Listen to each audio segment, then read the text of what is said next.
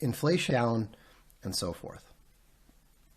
The reason that that doesn't apply to the United States in the current situation, and again, you can read a very extensive debate on this on my blog between me and between one of my oldest readers, who's also a fan of the Austrian School of Economics.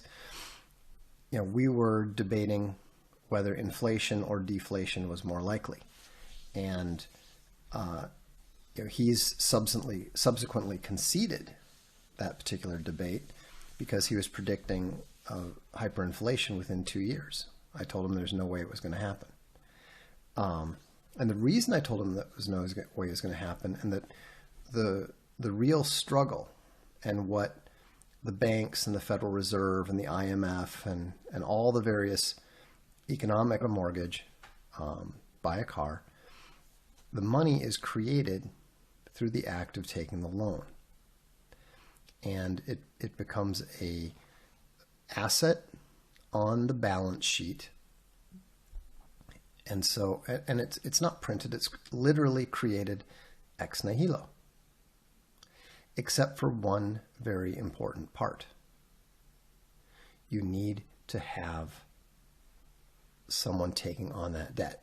You need to have someone saying, I am the basis for this $10,000.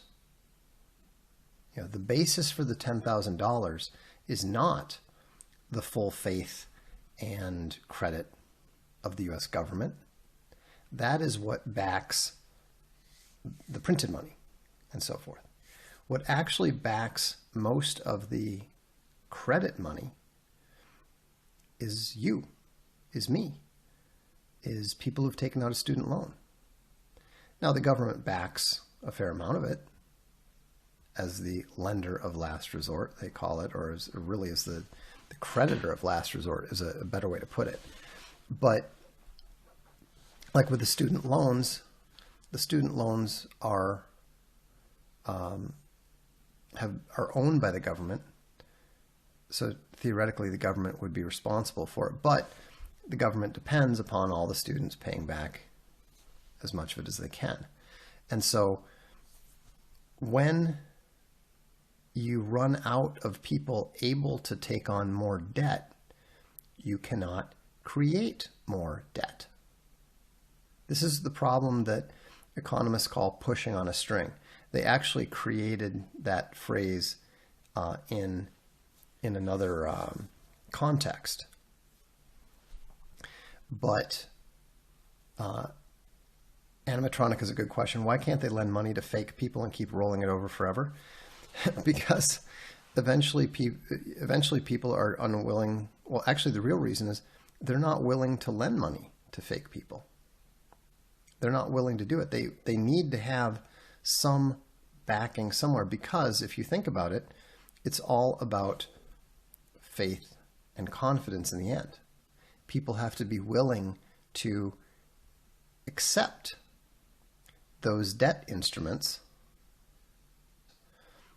Their brilliant solution was to declare that leaves were virtual currency. People who are critics of the system talk about money and the economy as fundamentally being a confidence game.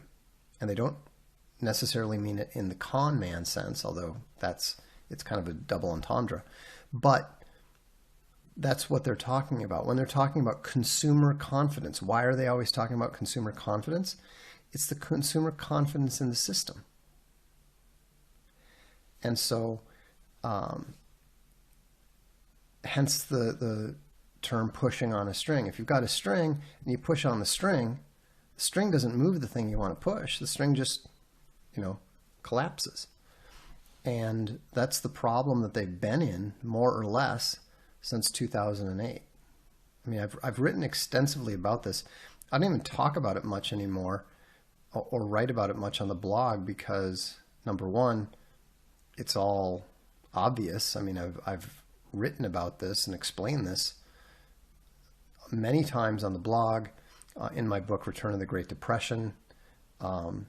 we're still in the same depression that we were in 2008. The GDP statistics don't say that, but the GDP statistics are irrelevant. When you look at the debt numbers, the total credit market debt outstanding, what you'll see is that for 60 years during the post-war period, debt grew at exactly 2.5% per quarter. I mean, it's so close to that precisely that you could just do a line calculating 2.5% per quarter, or you could use the actual statistics, and you would see basically two completely identical lines, identical lines going right up, and in almost perfect parallel. But in 2008, the system broke, and since then, despite all the various efforts of all the king's men and all the king's bankers, they were unable to fix the system. And so the 12 years between 2000, or the 11 years between 2009 and now, has basically been people attempting to pump things up and extricate as much as they can from the system.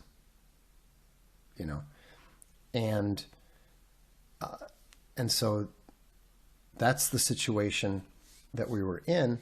And that's why that's why I've been totally unconcerned about the impact of the coronavirus on the economy, because the economy is already broken. The economy is already shattered into pieces.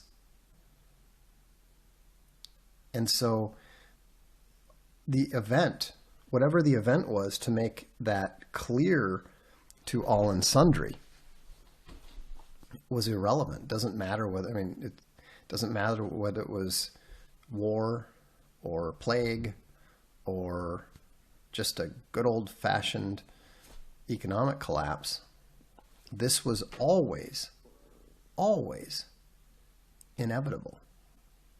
And so what's interesting here, so that the $2 trillion package is guaranteed to be completely eaten up by the collapse in debt, the collapse in assets. I mean, think about it. How many loans have you taken out? That's why they're pushing off the collection of income taxes and so forth, because they realize people don't have enough money to pay them. It's not going to happen. We are in and what they managed to do was they managed to stem, or to hold off the deflation. And so we were actually in a period of what's called credit disinflation, which means that the money supply, the credit money supply, was gradually climbing up a little bit. It just wasn't climbing up enough to actually grow the economy. And so that's credit disinflation means we're successfully kicking the can down the road a little bit, but we haven't fixed anything. And